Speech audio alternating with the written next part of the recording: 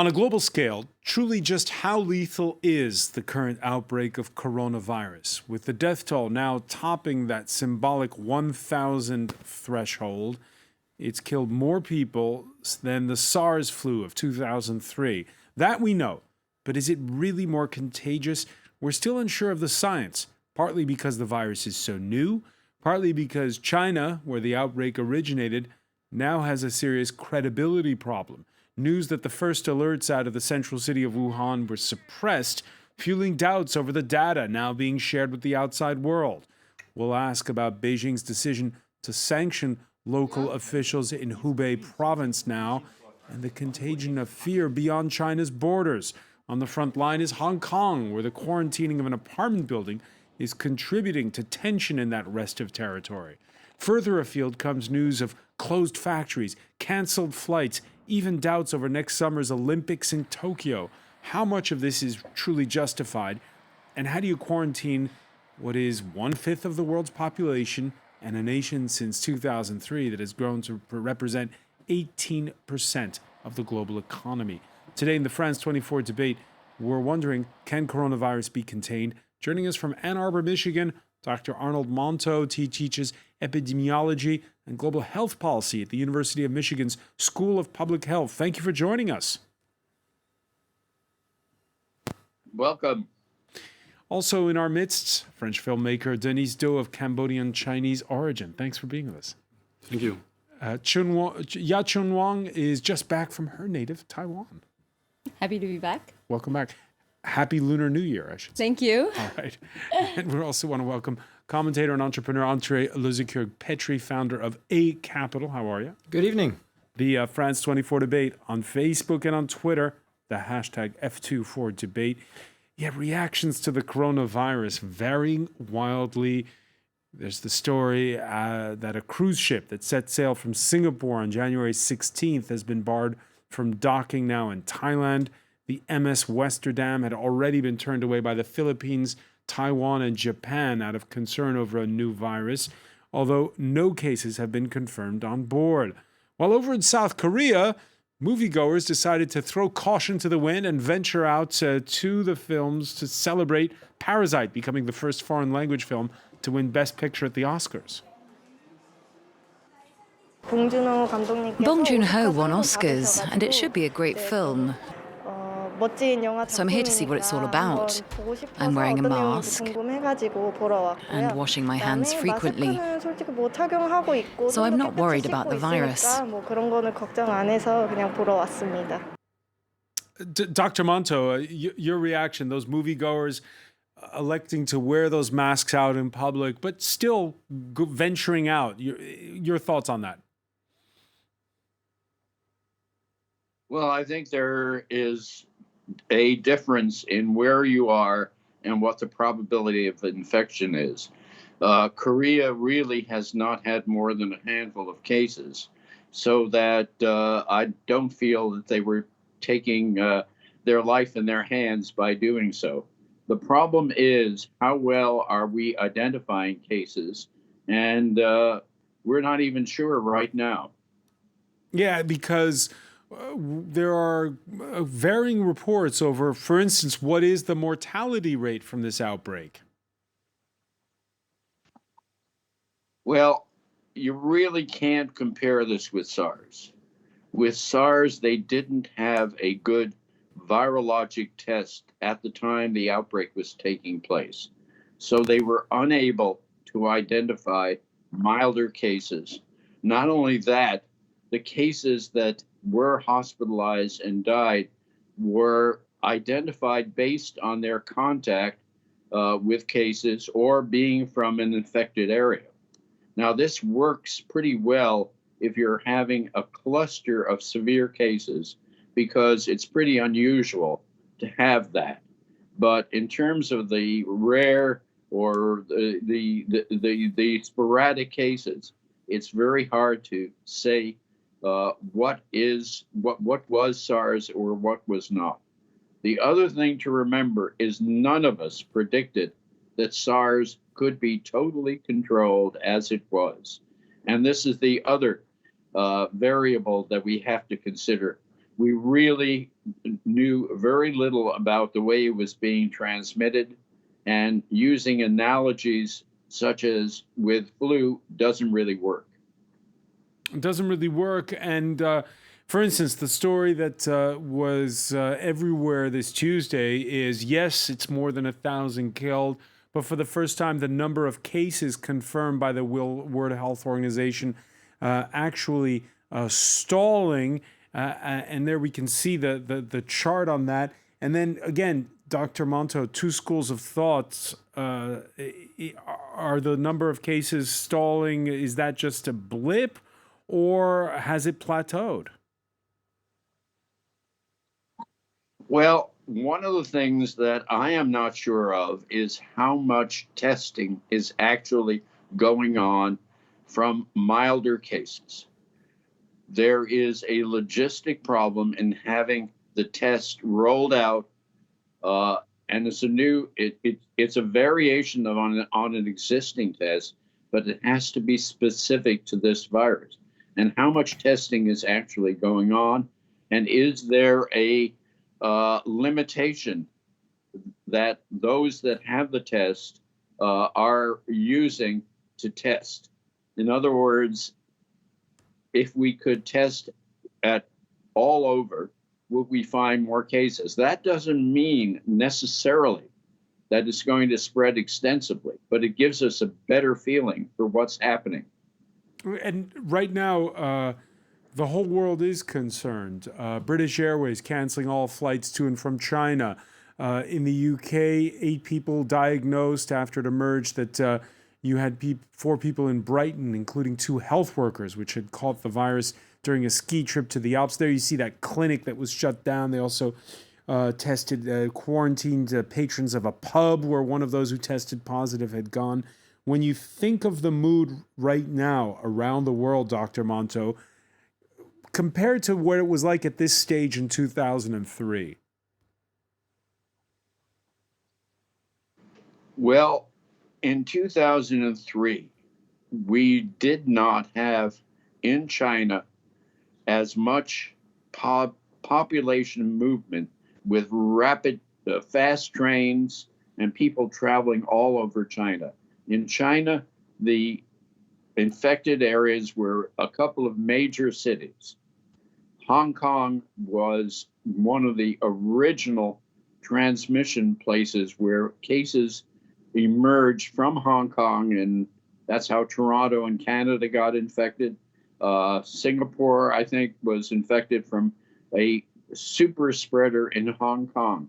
And we know that this virus transmits differently from flu. Flu has a relatively short period between the time you get sick and the time you get infected and the time you get sick. This virus has a longer time and it sheds differently. It can infect better when you are ill than when you're mildly sick. So a severe case in the hospital is really a danger to hospital workers.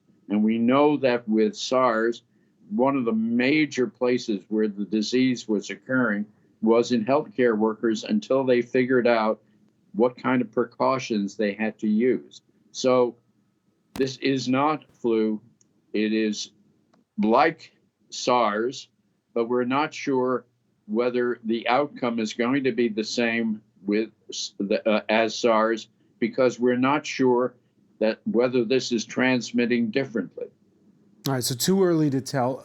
Yan Chun Wang, as you can hear from Dr. Monto, what was the mood like? You were in Taiwan just now. What was the mood like? Yeah, I was back in Taiwan for about 2 weeks during the Lunar New Year, so we were receiving a lot of news about it. And I think the general sentiment I'm getting back home is that everyone's paranoid. We have a so-called face mask crisis that everybody basically, when we're out on the streets, everybody's wearing a face mask, like you saw in the 2 Korean girls that were being interviewed in the metro, in a restaurant, drinking a coffee outside. Everybody's wearing a face mask. And when I was flying back from Taiwan, everything changed. In Europe, nobody seems to treated at the same level that the Asian people are. In Korea, in Hong Kong, in Taiwan, in China, everybody's wearing face masks, and I think they're facing a pretty bad shortage right there, and then the panic's still going on. The panic is still going on, Denis Do? Well, I have some relatives. They just left Paris a few weeks ago, and just talking about my personal opinion about it, because when you have relatives, when they go back to China, you are worried about the situation, especially when the media spreads so much. Bad news. Which part of China are they going? Shanghai, and just a few days before they left, they just received some news that around 50 meters from their home, people from Wuhan just come and live there. But there's no proof at all that those people were infected or not. But such as Taiwan, people there in the whole China are quite paranoid. I also have a lot of friends, Chinese friends in France. They are panicked about the situation of their families there, and because we had a show last week where we discussed how here in Paris there was a paranoia rising. People who saw people who look Asian and steering clear of them, and some acts of racism. What's it like for people in Shanghai? Do they ostracize people from Wuhan? What I heard about is that, what my friends told me, and they felt a lot of, they felt very bad about it, is that there are some kind of denouncements of people when they find out that someone is from Wuhan or not. Some other people start to chase people from Wuhan in the city, the village, and it's quite paranoid situation. Even if they doesn't know, no one knows if this one from Wuhan is infected or not. And I think after this crisis, it would be interesting to see that the society in China, they need to face this situation, to face back to this situation, because this is some things related to the morality. And under such kind of crisis, it reveals how the real human, And even if under the words of the Chinese government, words like harmony, words like that, under such kind of outbreak, it reveals how human can be. And we've seen the full gamut, right, in China, because on the one hand, there's the acts of denunciation that you're not happy with. On the other hand, we have the Dr. Li Wenliang. It's not that I'm not happy with, because, for example, in France, denunciations, in France we have a lot of story. It's related to our history in France. Chinese people, they have their own history, so the point of view is completely different. But it's sad, at least, because of the fear, because of the anxiety to denounce and to hunt for people you suspect they are infected. And one more aspect of this is over in Hong Kong, where the evacuation of an apartment building after 2 cases of coronavirus were confirmed on different floors is again fueling tension in a territory that's already on tenterhooks after a summer of pro-democracy protests. James Wilson has more. In the early hours of the morning, dozens of Hong Kongers leave their home by bus. The reason? New cases of the deadly coronavirus have been detected in their block of flats. And authorities are quick to arrive, armed with disinfectant to clean the 37-storey building and ready to investigate whether the infection arrived through a faulty drainage pipe. Residents of 23 units in the apartment block have gone to a quarantine center. And of those 23 units, there were 4 residents in 3 units that have undergone medical tests and interviews through our medical personnel to understand their condition. They have found that these 4 residents show some symptoms. Like on the Chinese mainland, tensions are running high in Hong Kong. Memories of the SARS virus that killed hundreds of people in 2002 and 2003 remain strong, and people wear masks everywhere they go. Most crossings into Hong Kong have been closed. Anyone flying in from China is subject to a mandatory 2 weeks in quarantine. But there is also a shortage of masks in the territory, and as soon as a shop restocks, huge queues begin to form. For the restaurant business, the crisis has seen trade plummet. This situation might last for 2 to 3 months. And from next month, I'm sure there will be a lot of different restaurants and businesses that will close, that will go bankrupt. As a precautionary measure, local schools have taken an extended holiday since the Chinese New Year and plan to open again in March. Andre Lozikug-Pietri, the timing couldn't be worse for Hong Kong. Yeah, obviously it's already a city that has gone through more than a year now of tensions, which affected the economy, which affected also the social bond between the people. There were already a lot of tensions between, I would say Hong Kongers and the larger Chinese community. And this is obviously not helping. I mean, I think now Hong Kong is completely sealed except one passage, which is still open to the mainland. It's not helping. And there's a lot of suspicion. There was one of the headlines today, one of the stories in the South China Morning Post, which is a Hong Kong newspaper, saying, why is it that the number of cases in Hong Kong is the same as the number of cases in Singapore, which is much further away? Yeah, of course. And if now, I mean, this was mentioned by our colleague from Ann Arbor before. I mean, if we are not completely transparent about the methodology, the risk is that suspicion grows. And like you just said before, it's incredible to see that mankind, even since the big plagues, has not actually very much evolved. I mean, as soon as you have this kind of, panic coming out, you have, unfortunately, the worst of man and woman is coming out, and suspicion, even chasing. That reminds us of a very dark part of history. I mean, the good news I would still see is that still authorities, both in democratic and in more authoritarian states, seem to be, taking finally acts. I'm amazed to see how WHO, which, remember, 2 weeks ago was hesitating about considering that as a world danger. Global health emergency. Global health emergency. Just this morning said this is a massive emergency for the world. I mean, they have come from one extreme to probably to the other. It's hard to believe. I mean, today is key to inspire trust, to have very clear action, and to be extremely transparent. So the systems are being tested right now. The social systems, the political systems. It's a critical time we're living in. Yeah, can Xi Jinping rise to the task? We'll ask our panel when we come back. Stay with us. You're watching the France 24 Today.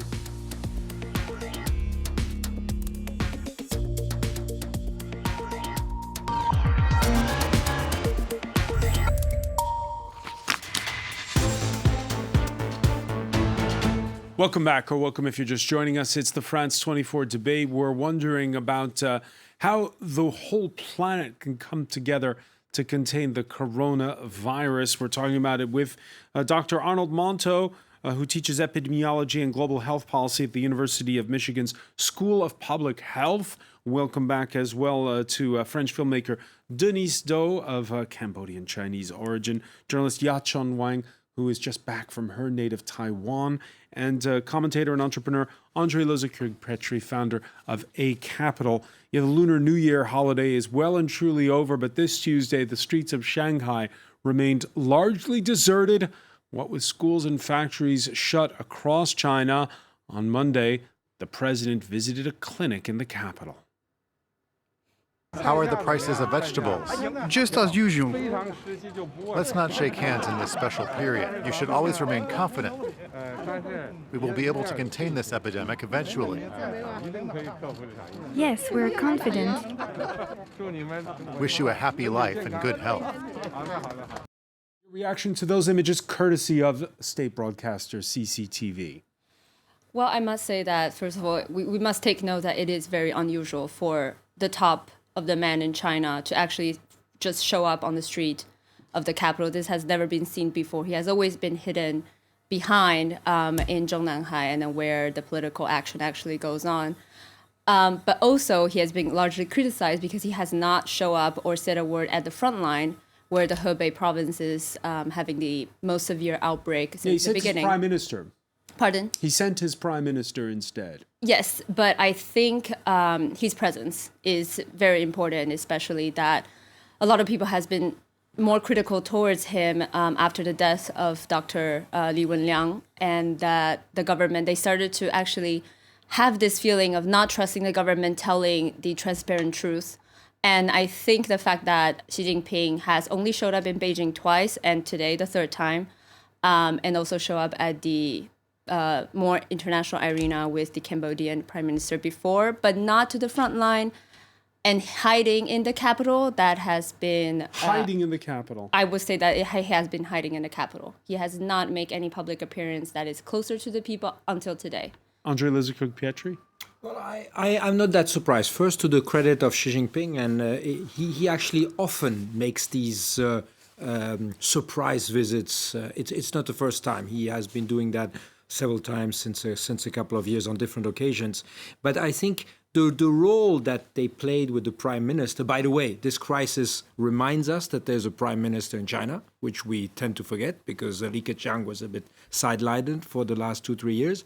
And Li Keqiang plays the Wen Jiabao card, you know, the empathic person. He was first to go after a few days, I think, when the official at the central level declared that it was really an epidemic. He went to Wuhan and Hubei. So he's playing the man of the people. I think from a communication point of view, probably Xi Jinping tried to deflect criticism to the authorities, to rather local authorities. It was very interesting. I just received some China Daily editorial, which is always interesting to hear what comes from the top, saying the central government is acting with clear determination, which is an indirect way to say that they consider that the local government failed and that the local government has all the blame to take. So we are seeing a lot of communication game here also. Yeah, Denise Do, there's 3 officials from the local government, including the deputy mayor of Wuhan, who've been publicly reprimanded over this. And in the West, the criticism is that it's blame shifting. I know some people. I have some friends in China and also in France. I'm totally aware that they are, criticizing the government right now. Some they also have some WeChat account. It's a kind of messenger in China. Their account was completely shut down. But you know, when I'm faced to a fact, I used to think about different possibilities, and it's very personal. It engage only me what I will say. Of course, I understand all the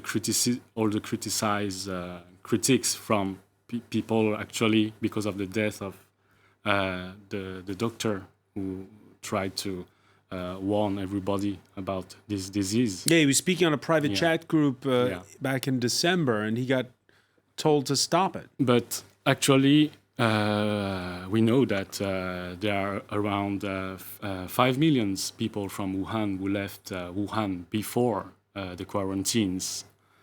And this is one of the facts that brings a lot of panics among Chinese people in China. I was reading this staggering figure. 1/3 of Beijing's population goes away during Lunar New Year. This is another scale. Everything is on another scale in China.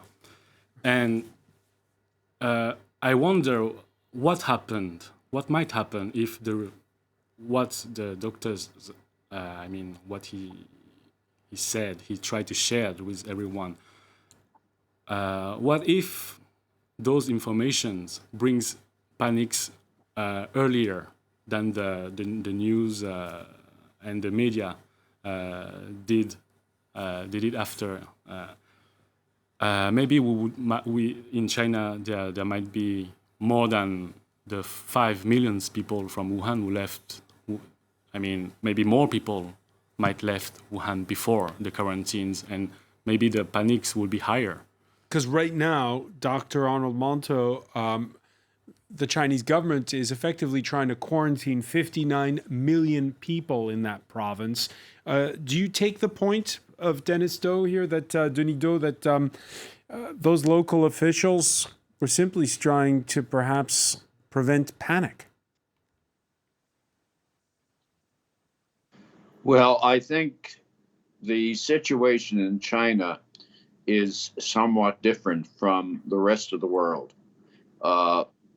Much of the rest of the world has been criticized for suspending flights from China and for quarantining people who come in.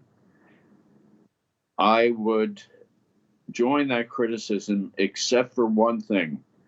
We know that SARS in 2003 was stopped by public health measures, such as isolation and quarantine. So, and we don't have a vaccine, we don't have an antiviral. So doing that, I think, is the appropriate way to respond, at least until we are convinced that it's not working. The situation in China is far different, and it's a very complicated situation. I don't know that I could comment about whether the quarantine of an entire province is appropriate at this point when there is so much transmission occurring outside that province within China. I think the people on the ground are the ones who can make that decision. And if they didn't do it, would they be criticized? Because this rapidly becomes political in terms of decision making. If you are wrong, then you are really wrong, and it's much more appropriate or acceptable to make a decision about doing something than doing nothing. It's a tough call at this point. A tough call at the epicenter of the outbreak at one of Wuhan's makeshift hospitals.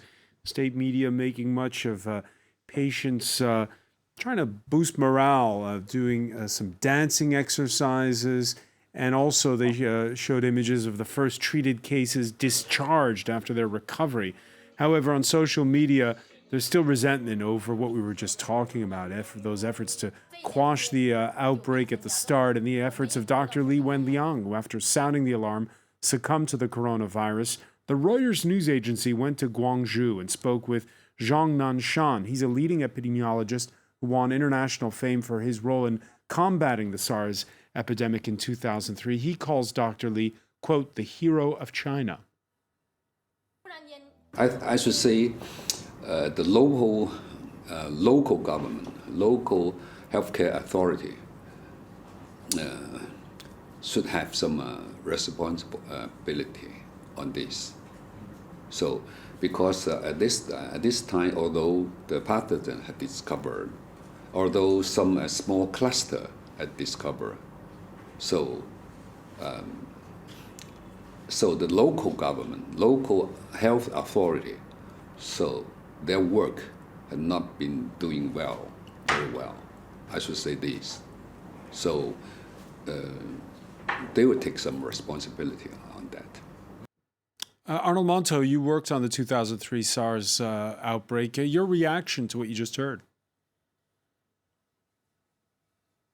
Well, I think, as in the SARS outbreak, we can retrospectively look at what happened and say it should have been done better. I think one difference here is that with the SARS outbreak, it was clear that the central government was as involved in not responding appropriately quickly enough. Here, I'm not so sure. I think there are problems at the local level, and I agree that if this had been identified more quickly, it might have been contained at the local level, but we can't say, because everything is based on identifying cases, and it's very difficult with a new virus to say who's infected and who's not. What the world doesn't realize is that we have other coronaviruses as well, and they cause mild disease in people. And we really don't know how what we experience with these viruses, which is far different, relates to the SARS and MERS, the Middle East coronavirus, and the current coronavirus, which behave very differently, even though in the laboratory they look pretty similar. Andrei Lozicouk-Pietri, so it's about, we've talked about so far, what? Containing the virus, containing the fear of contagion, and also the politics of it, whether, one of the columns in the Financial Times this Tuesday was wondering aloud if this could be Xi Jinping's Chernobyl moment, the nuclear disaster which helped precipitate the fall of the Soviet Union. Again, how do we measure just how much it's going to impact the central authority in China? Well, the Chernobyl, if we take that comparison, actually pushed the Soviet leadership to be much more transparent, because they realized that this lack of transparency actually created a much larger catastrophe. And that's why, I mean, I heard this epidemiologist from the central government saying there is a responsibility on the local level. He's factually probably right. I think there is a consensus. Even the Supreme Court rehabilitated those doctors who initially were put either in jail or in interrogation. But it's a systemic issue. That means, can we really manage? First, my fear is here we are facing a virus which seems to have a relatively low mortality rate. What would happen, and I don't want to spread fear here, if we had a virus type Ebola?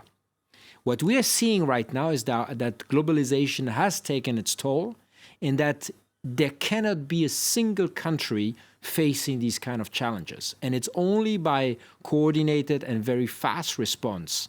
So I'm wondering, have we really learned a lot from the SARS evolution? Probably at the central level. And second thing, it is a systemic issue.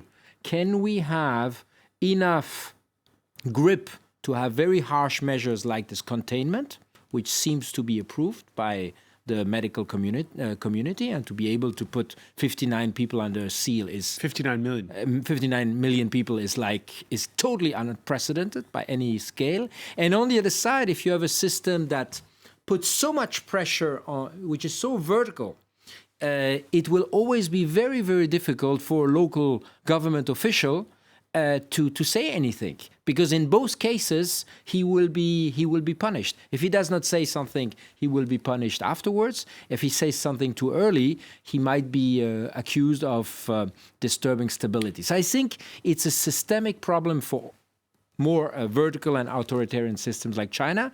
But the big question is, how would democracies react and face panic that is spreading anyway? Yeah, an open question. And your first point brings us back to what Denis Do was saying in part one of our discussion, which is this crisis has laid bare human nature.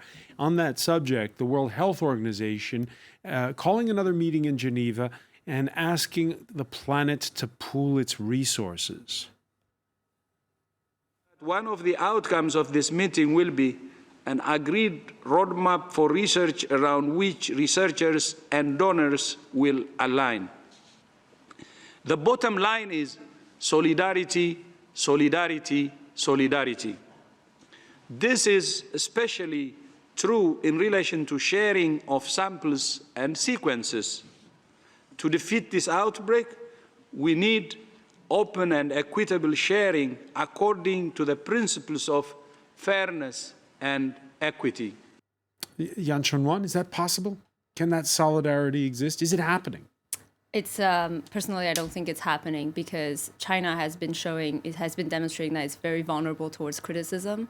And Taiwan also is a heart of this WHO debate as well, that the first two emergency meeting has been completely not shared with Taiwan until later on, because we weren't part of the member, and that Japan, Canada, European Union has spoken up for us, and China did not react well to these kind of support. And China has the central government, and I'm not going to argue if it's the central government's fault or the regional government's fault, but people have been doubting that it is the authorities' responsibility that they weren't transparency from the beginning. Dr. Lee, he actually only shared the information with a group of medics. He wasn't trying to be the national hero of telling people that there is a scary SARS-like virus that's going to break out. But when he tried to escalate the case to the regional government, the police stopped him and gave him a warrant. So I think that the fact that at the time that the police weren't going to take this case seriously, and then it's a month later that the people actually learn about this fact, that caused the panic, and that is why people aren't happy. Right, let me ask Dr. Monto about this. You had that period between January the 2nd and January 16th where officially the number of cases did not go up. After that, can you today trust the data, trust the science that's coming out of China? Well, the question is, how were they identifying the cases? I think there are two issues. One of them is, are there data to be shared? And then are they sharing the data? And the problem is that if you don't have a test that you can use, and I agree with those that have said that the sharing has been good about things like the sequences, and the sequences are necessary so new diagnostic tests can be made. That has gone on. But I worry about other things. And I worry because if we do see global spread, are we going to be able to take care of the sick individuals?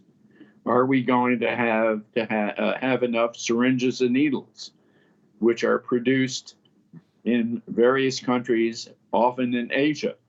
And what kind of shortages are we likely to have in the kinds of medication that you need to treat a large number of people?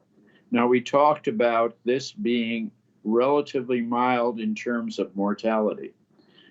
If there is, and we don't have good numbers, and people have come up with a number of 1 death in 100 cases. Now, I don't believe that. I don't think we know how many cases occur.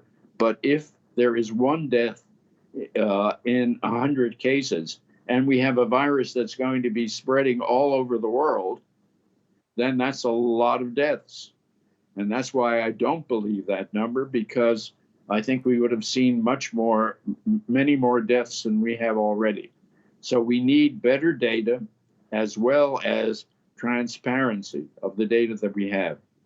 Dr. Monto, that initial point is an important one about shortages of supplies. Chunyan Li, who's often a contributor on this program when we talk about Chinese affairs, she was raising the concern here in France as there are groups getting together to try to send equipment to China at this particular point in time. Can China handle it?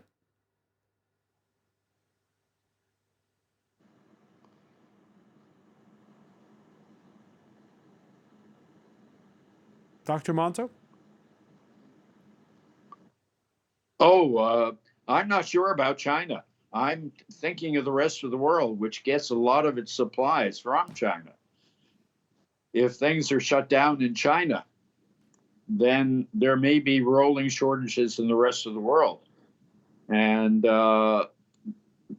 in thinking about a big influenza outbreak, this has always been a concern. In our just-in-time approach, we don't stockpile things. We may stockpile medications, but we don't stockpile some of the equipment that's used in taking care of sick individuals. But I can't speak for the situation in China, but I can see where if a global outbreak takes off, we might have issues outside of China. I mean, just to comment on that, indeed, I agree, there is no panic here in France, but where I tried to look for a mask this weekend, and there is, I visited 20 pharmacies, none of them have one, with some very, I would say, annoyed pharmacists saying people are just buying them in stockpiles. Some still have, but now refuse to sell. And I would agree. I remember during SARS there was this craziness about Tamiflu, if you remember that drug that everybody was looking for.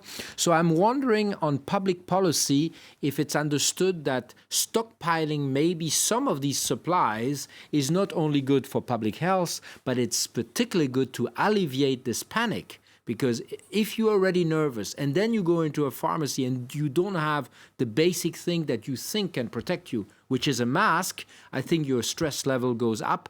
And this has direct economic and political consequences. Denis, do you agree?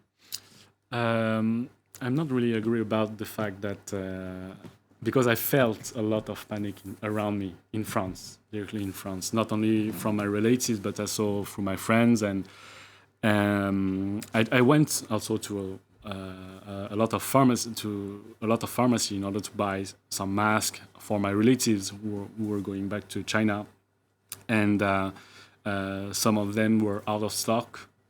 And I've seen a lot of people, not only Asian people, they were looking for masks. So the news really spreads very well, and.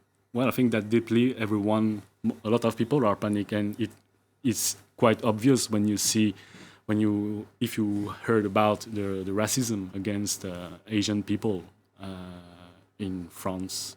Yeah, with that hashtag that went viral last week with "I'm not a virus." For that, French Asians were posting, and not just.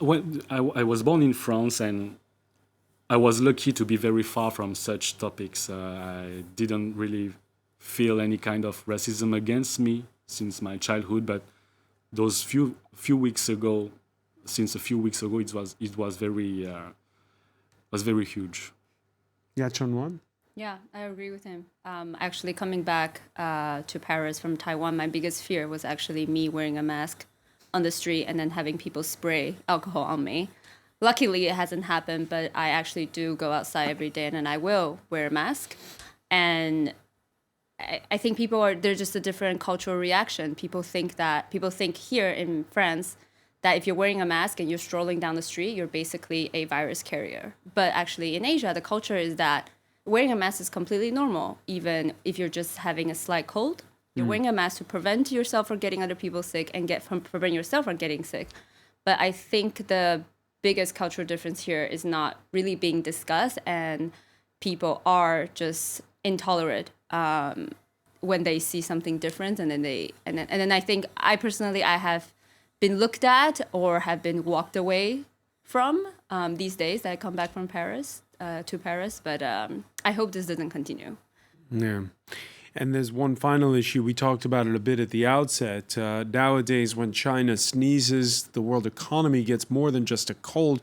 You heard a minute ago Dr. Monto explaining how many of those face masks are made in China. Now, oil prices the past 3 months have been tumbling to around $50 a barrel. The dollar, which is starting to seem like a refuge currency in the face of all this. And here it's touch and go. We'll know Friday whether or not Europe's largest tech trade fair will take place at the end of the month.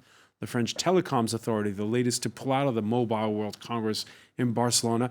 Now, this is a conference that usually draws 110,000 travelers, including 6,000 from China.